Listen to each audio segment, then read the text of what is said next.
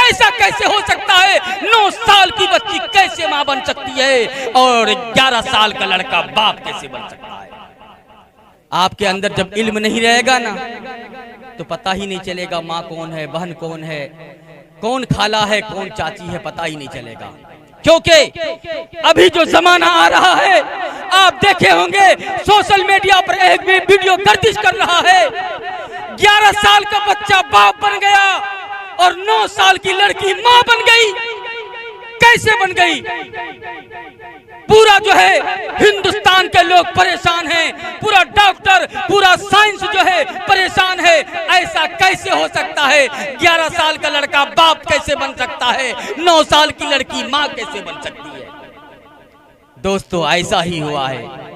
हिंदू धर्म की एक किताब है हरिवंश पुराण, हिंदू धर्म की एक किताब है हरिवंश पुराण। उस किताब में कहा गया है एक जमाना ऐसा आएगा, गरीब मर्द को औरत छोड़ देगी, गरीब मर्द को औरत तलाक दे देगी, औरत अमीर मर्द से शादी करेगी, औरत अपने हुस्न को बेचेगी और इतना आवारा समाज हो जाएगा कि 5 से 8 साल का बच्चा बाप बन जाएगा और 9 से 10 साल की लड़की मां बन जाएगी। वो आज देखने के लिए मिल रहा है। यह हिंदू धर्म की किताब है, हरिवंश पुराण में साफ पहले वाजे कर दिया था। इसलिए दोस्तों कहता हूं, बताइए आज साइंसदान, पूरा डॉक्टर परेशान है। हरियाणा के सिंध जिले का ये वाकया है और इस वक्त जो है ये वीडियो गर्दिश कर रहा है। ये वाकया पूरे हिंदुस्तान के लोगों को झिंझोर कर रख दिया है, पूरे हिंदुस्तान के लोगों को चौंका के रख दिया है। ऐसा कैसे हो सकता है? 9 साल की बच्ची कैसे मां बन सकती है और 11 साल का लड़का बाप कैसे बन सकता है? जब आप अपने बच्चे को दीनी तालीम नहीं देंगे, कुरान नहीं पढ़ाएंगे, अपने बच्चे को जो है इस्लामी ढांचे में नहीं डालेंगे, अपने बच्चे को जो है इस्लामी किताब नहीं पढ़ाएंगे, आपके बच्चा मुर्तद हो जाएंगे, आप गुमराह हो जाएंगे, आपको गुमराह के दंदल में ढकेल दिया जाएगा। आज सरकार कहती है हम आपके बच्चे को लिबास दे रहे हैं, आपके बच्चे को कपड़ा दे रहे हैं, आपके बच्चे को फ्री किताब दे रहे हैं, आपके बच्चे को हम पैसा दे रहे हैं। आज यही स्कूल का फ्री पैसा लेने के लिए आज हमारी माँ बहनें सुबह उठ करके बच्चे को तैयार करते हैं और कहती है जाओ स्कूल बेटा, स्कूल नागा हो जाएगा तो मास्टर साहब मारेंगे, जब मास्टर साहब मारेंगे तुम्हारा हाजिरी कट जाएगा, हाजिरी कटेगा तो तुम्हें पैसा नहीं मिलेगा। वहाँ पैसे की लालच से भेज रहे हैं, वहाँ पढ़ने की नीयत से नहीं भेज रहे हैं। इसलिए कहता हूँ तुम डॉक्टर बनाओ, इंजीनियर बनाओ अपने बच्चे को, लेकिन सबसे पहले कुरान पढ़ाओ। आज हमारी माँ बहनें जब बुर्का पहन के निकलती है तो हमारे कुछ ऐसे अंधभक्त हैं, कहते हैं मुसलमान की औरतें नकाब पहन के क्यों निकलती है, मुसलमान की औरतें पर्दे में क्यों रहती है। आओ, मेरे नबी ने कहा है पर्दे में रहोगे तुम्हारा इज्जत आबरू सलामत रहेगा, जिस दिन तुम पर्दे से बाहर निकल जाओगे उस दिन तुम्हारी इज्जत को धज्जी धज्जी उड़ा दिया जाएगा। दोस्तों आप बता दीजिए, अगर आपके घर में दूध है और बिल्ली उधर से आती है तो आप दूध को ढक के रखेंगे या बिल्ली को बांध के रखेंगे? क्या करेंगे बताइए, क्या करेंगे? दूध को ढकना होगा। इसलिए आपको यही कहेंगे, अपने बच्चे को अगर पर्दे में रखेंगे आपकी बेटी महफूज रहेगी, आपको जो है बीवी महफूज रहेगी। जिस दिन पर्दे से बाहर निकल जाएगी उस दिन सारा काम तमाम हो जाएगा। हिंदू धर्म में भी पर्दा था और आज के कुछ कथावाचक हैं जो आज हमें गुमराह करते हैं, कहते हैं हिंदू धर्म में पर्दा नहीं है। आओ मैं बताता हूँ रामायण और महाभारत में क्या लिखा है। रामायण और महाभारत में 3 औरतों का जिक्र किया गया है, जिसमें पहली औरत है कौशल्या जी, दूसरी औरत का नाम है द्रौपदी और तीसरी औरत का नाम है सीता जी। रामायण और महाभारत में किस तरह से जिक्र किया गया है। ये कौशल्या जी कौन है? राम जी की माँ है, राम जी की माँ है। जब राजा जय कौशल्या जी के दरबार में पहुंचे।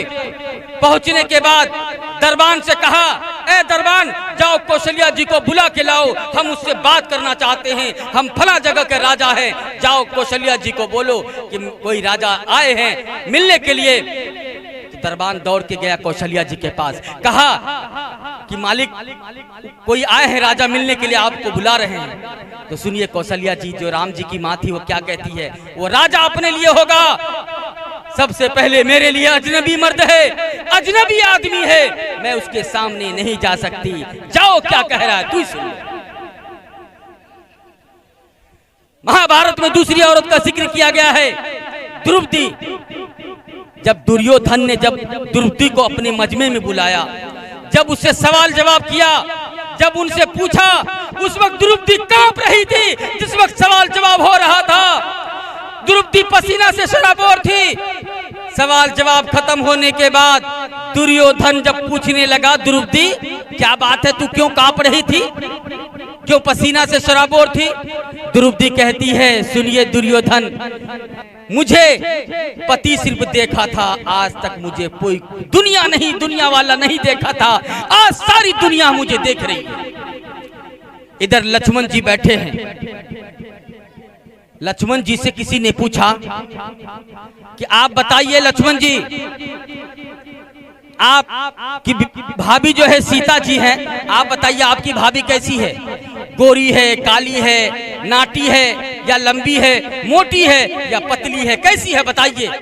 देखिए क्या कहता है लक्ष्मण जी कि मैंने अपनी भाभी का सिर्फ पैर देखा, पैर के अलावा कुछ नहीं देखा। कहाँ गई वो सीता मैया और कहाँ है अब मरियम, भारत वर्ष में जिनके चरित्र पे गर्व किया करते हैं हम, जो अपनी इतिहास भुला दे, आग लगे उस फैशन में, आग लगे उस फैशन में। हिंदुस्तान का चेहरा देखो सच्चाई के दर्पण में, अमन की देवी तड़प रही है गांधी जी के आंगन में, गांधी जी के आंगन में। देखा जा रहा है कि चारों तरफ जंगल है और जंगल के बीचों बीच आग लग रही है। किसी ख्वाब देखने वाला ने ख्वाब देखा। ख्वाब देखने वाला कौन है? मुसलमान है। वो मुसलमान ख्वाब देख रहा है कि चारों तरफ जंगल है और जंगल के बीचों बीच आग लग रही है और आग के बीचों बीच जो है कृष्ण जी हैं और राम जी आग के बाहर खड़े हैं। तो ख्वाब देखने वाला दौड़ के गया मिर्जा मजहर जाने के पास, जाकर के कहने लगा, हुजूर मैंने ख्वाब देखा। तो मिर्जा मजहर जाना ने कहा, क्या ख्वाब देखा बताओ? कहा, हुजूर मैंने ख्वाब ये देखा कि चारों तरफ जंगल ही जंगल है और जंगल में आग लग रही है, आग के बीचों बीच कृष्ण जी हैं और राम जी आग के बाहर खड़े हैं। तो उनमें एक साथी कहता, वो तो जहन्नम की आग है। तो मौलाना ने लाठी उठा ली, कहा कमबख्त बेवकूफ, बाहर निकलो, वो जहन्नम की आग नहीं है, वो इश्क की आग है, वो मोहब्बत की आग है, कोई अंदर है कोई बाहर है।